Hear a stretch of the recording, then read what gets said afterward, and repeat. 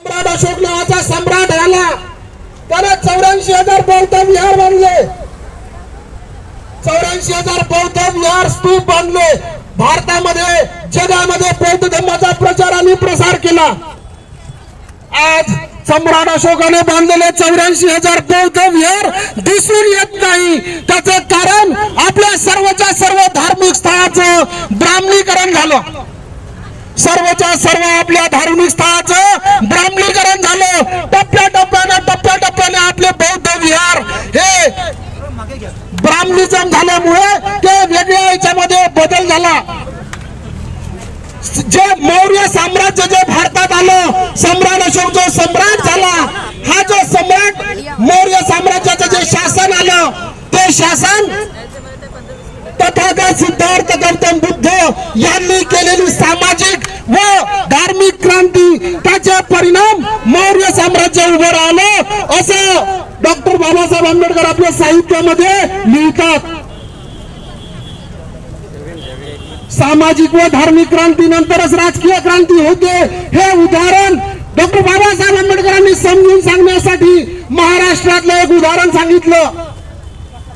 Doctor Babasaheb Ambedkar म्हणतात, महाराष्ट्रामध्ये जे स्वराज्य उभं राहिलं, स्वराज्य, त्या स्वराज्याचा राजा छत्रपती शिवाजी, महाराष्ट्रामध्ये जे स्वराज्य नावाचं राज्य झालं, स्वराज्य ही राजकीय क्रांती, ते स्वराज्य उभं राहण्यामध्ये त्यावेळेच्या संतांनी केलेली सामाजिक आणि धार्मिक क्रांती, त्याचे परिणाम स्वराज्य उभं राहिलं। म्हणजे सामाजिक व धार्मिक क्रांती जर बरोबर झाली तर राजकीय क्रांती होतेच होते, हे डॉक्टर बाबासाहेब आंबेडकरांचे निष्कर्ष आहे। त्या साहित्यामध्ये डॉक्टर बाबासाहेब आंबेडकरांनी उदाहरणासहित स्पष्ट करून सांगितलं। भारत देशाचा इतिहास हा बौद्ध व ब्राह्मणवाद यांच्यामध्ये झालेल्या घातक संघर्षाचा इतिहास आहे, असं डॉक्टर बाबासाहेब आंबेडकर म्हणतात। बौद्धांची या देशामध्ये कधी राजकीय क्रांती होऊ नये, बौद्ध या देशामध्ये कधी राजा बनू नये, बौद्धांचं या देशामध्ये कधी शासन येऊ नये, बौद्ध या देशामध्ये कधी राजा बनू नये, याकरिता ब्राह्मणवादी सतत बौद्धांची सामाजिक व धार्मिक क्रांती संपवण्याचं षडयंत्र करतात। त्याचे उदाहरण तिरुपती बालाजीचं मंदिर एका काळामध्ये बौद्ध विहार होतं। हे बौद्ध समाज दबक्या आवाजामध्ये म्हणते, मी दीक्षाभूमीच्या समोरून म्हणतो, तिरुपती बालाजीचं मंदिर एका काळामध्ये बौद्ध विहार होतं, पंढरपूरचं विठ्ठल मंदिर एका काळामध्ये बौद्ध विहार होतं, अयोध्या हे बौद्धांचं होतं, त्याचं नाव साकेत होतं।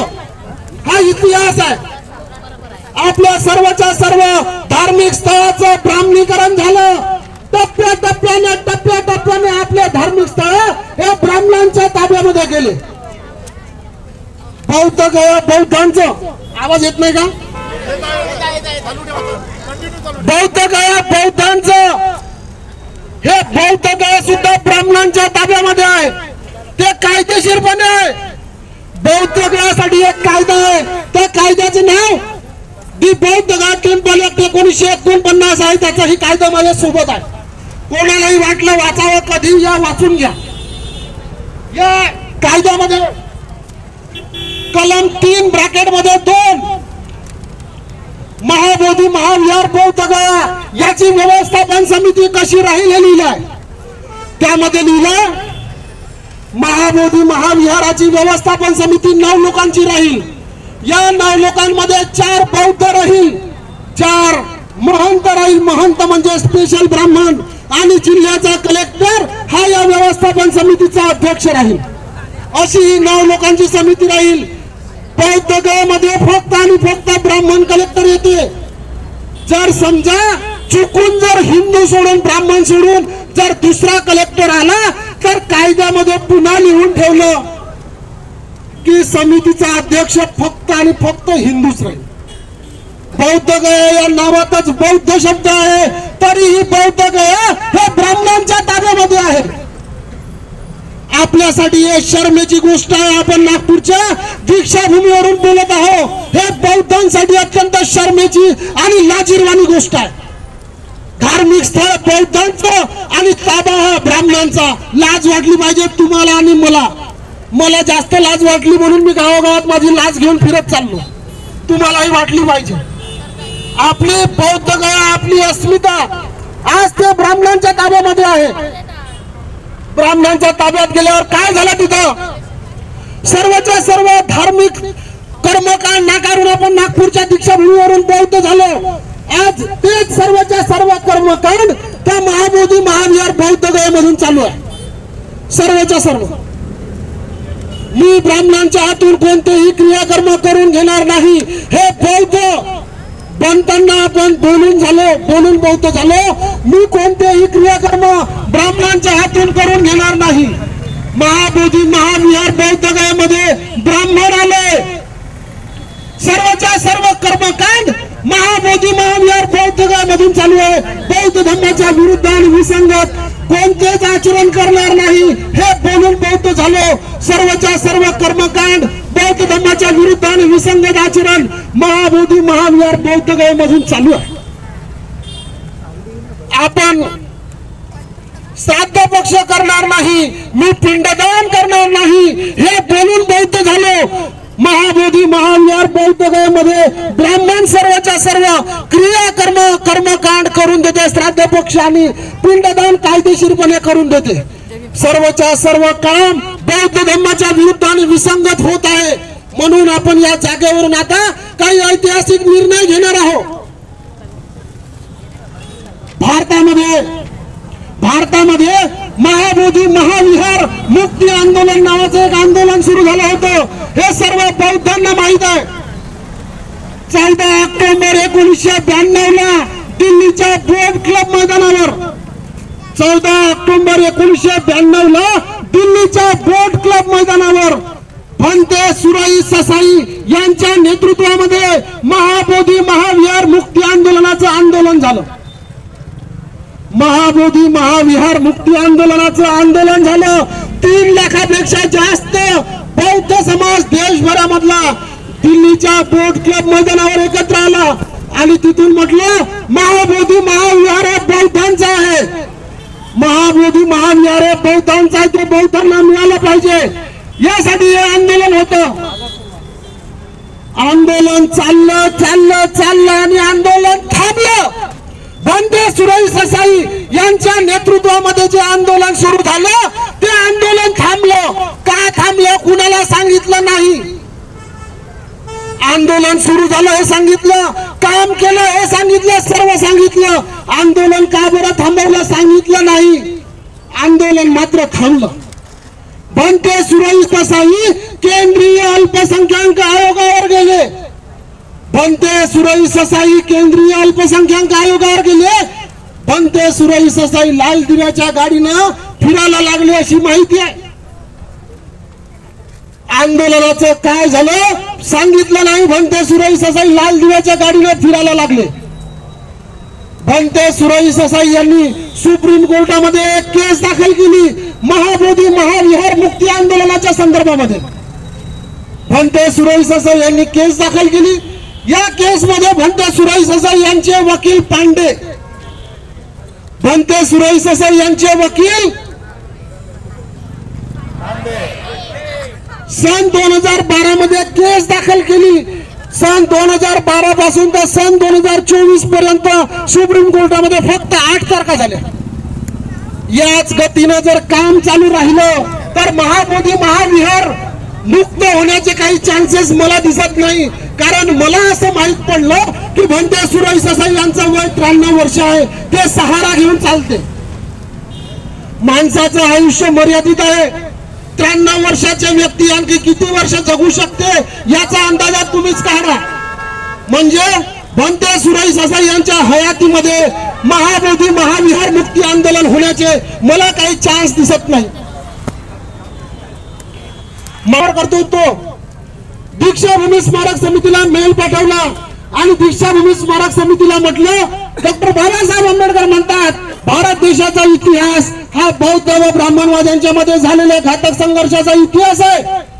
आपण ज्यांच्या सोबत आपल्या उद्धार करते डॉक्टर बाबासाहेब आंबेडकर म्हणतात की आपला घातक संघर्ष आहे त्या लोकांना आपल्या स्टेजवर बोलवू नका.